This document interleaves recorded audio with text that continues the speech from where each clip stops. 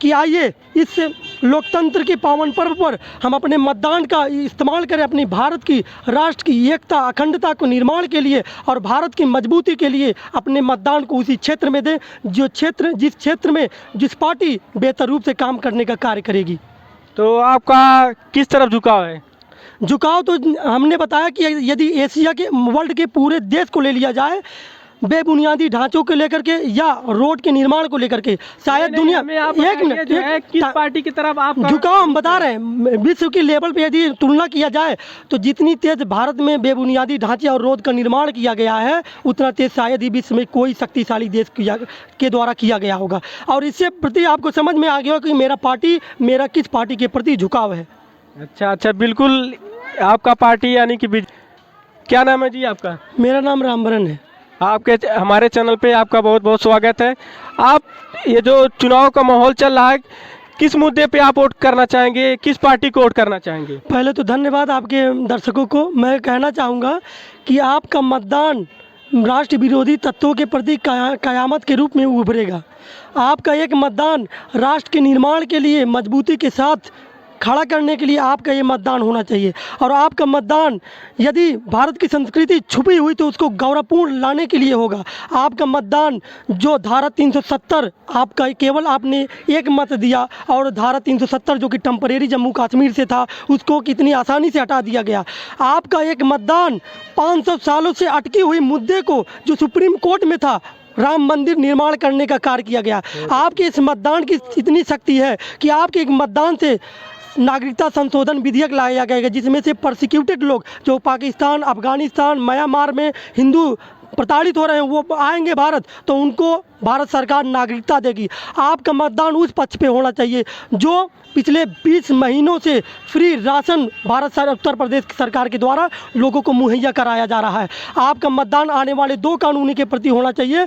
वो कानून जो एक देश एक विधान, अर्थात वो कानून होगा जो कि भारत के संविधान के द्वारा मानवता के रूप में चलेगा। और वो होगा पॉपुलेशन कंट्रोल बिल, जिसके हमें नाना प्रकार के बेरोजगारी का साधन प्राप्त हो रहा है। हालांकि उसके जिम्मेदार हम स्वयं हैं, इसको कहा जा सकता है। और मैं कह दूं कि आइए इस लोकतंत्र के पावन पर्व पर हम अपने मतदान का इस्तेमाल करें, अपनी भारत की राष्ट्र की एकता अखंडता को निर्माण के लिए और भारत की मजबूती के लिए अपने मतदान को उसी क्षेत्र में दें जिस क्षेत्र में जिस पार्टी बेहतर रूप से काम करने का कार्य करेगी। तो आपका किस तरफ झुकाव है? झुकाव तो हमने बताया कि यदि एशिया के वर्ल्ड के पूरे देश को ले लिया जाए, बेबुनियादी ढांचों को लेकर के या रोड के निर्माण को लेकर के, शायद दुनिया एक मिनट किस पार्टी की तरफ आप झुकाव हम बता रहे हैं। विश्व की लेवल पे यदि तुलना किया जाए तो जितनी तेज भारत में बेबुनियादी ढांचे और रोड का निर्माण किया गया है, उतना तेज शायद ही विश्व में कोई शक्तिशाली देश के द्वारा किया गया होगा। और इससे प्रति आपको समझ में आ गया कि मेरा किस पार्टी के प्रति झुकाव है। अच्छा, बिल्कुल। आपका पार्टी यानी कि बीजेपी है, लेकिन लोगों के द्वारा जो ग्रामीण क्षेत्रों में मैं विचलन किया हूँ, मैं गमन किया हूँ, लोग नाना प्रकार की बातें बताते हैं बीजेपी पार्टी के बारे में कि महंगाई बढ़ा दिया। 500 का जो गैस मिलता था वो आज 1000 का मिल रहा है। सब्सिडी के नाम पे बस सरकार लूट रही है। और बिजली का बिल 200 की जगह पे 2000 आ रहा है। अब बताइए, जो है इस प्रकार का अगर सरकार कानून या सरकार इस प्रकार का विकास करेगी तो कैसे देश का विकास होगा? आप बताइए हमें। सुनिए, उसका भी फंडामेंटल है। उसका अगर एक दो चीज़ें महंगी हो जाती हैं तो इसका प्रभाव नहीं रोना चाहिए, क्योंकि अगर देखा जाए तो भारत की स्पेस व्यवस्था कितनी बेहतर तरीके से मजबूत हुई है, भारत की रक्षा व्यवस्था कितनी बेहतर से मजबूत हुई है, वो आपको देख करके ही जाना जा सकता है कि जो फ्रांस से जो राफेल जेट 35 जेट आए हैं, लगभग अरबों रुपए के हैं, वो आखिर भारत के द्वारा ही लाए गए हैं। उसका प्रभाव अगर आम आदमी के सर एक बात और शामिल करना चाहेंगे, कोई भी पैसा सरकार के किसी भी सरकार के पास नहीं होता है, वो कहीं ना कहीं किसी टैक्स के माध्यम से कलेक्शन के द्वारा वो भारत के निर्माण में अपनी भूमिका निभाती है। और हम ही की जेबों से जा करके वहाँ सरकार जो है बड़े बड़े डीलों को दे पाती है। एक दूसरे देशों से मेमोरेंडम ऑफ एग्रीमेंट साइन किए जाते हैं। अब आज पेट्रोल की बात है, पेट्रोल की बात तो छोड़िए, ज़रा ये भी तो देखिए, जब पहले की सरकारें थी,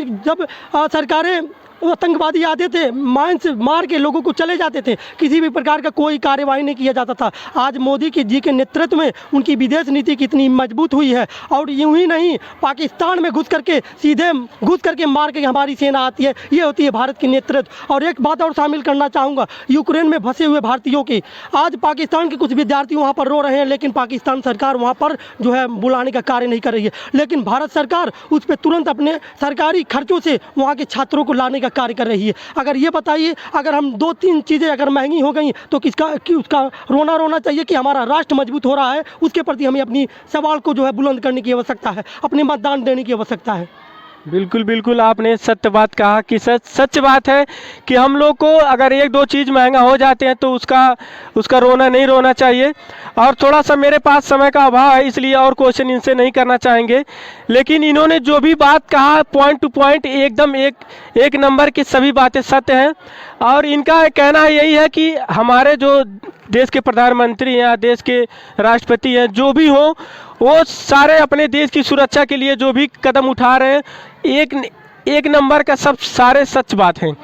तो इसी के साथ मैं अपनी बाड़ी को विराम देता हूं और आपको ये बताना चाहूँगा, ये जो सब तक चैनल है इसको आप सब्सक्राइब करें और शेयर करें। और ये जो हमारे रामबरन जी, इनको ज़रूर से ज़रूर शेयर करिए और इस चैनल को शेयर करिए ताकि दूसरों तक जाए और इनके बातें भी आगे तक जाए, जिससे कि ये अभी अपने बात को राष्ट्र हित में शामिल कर सके।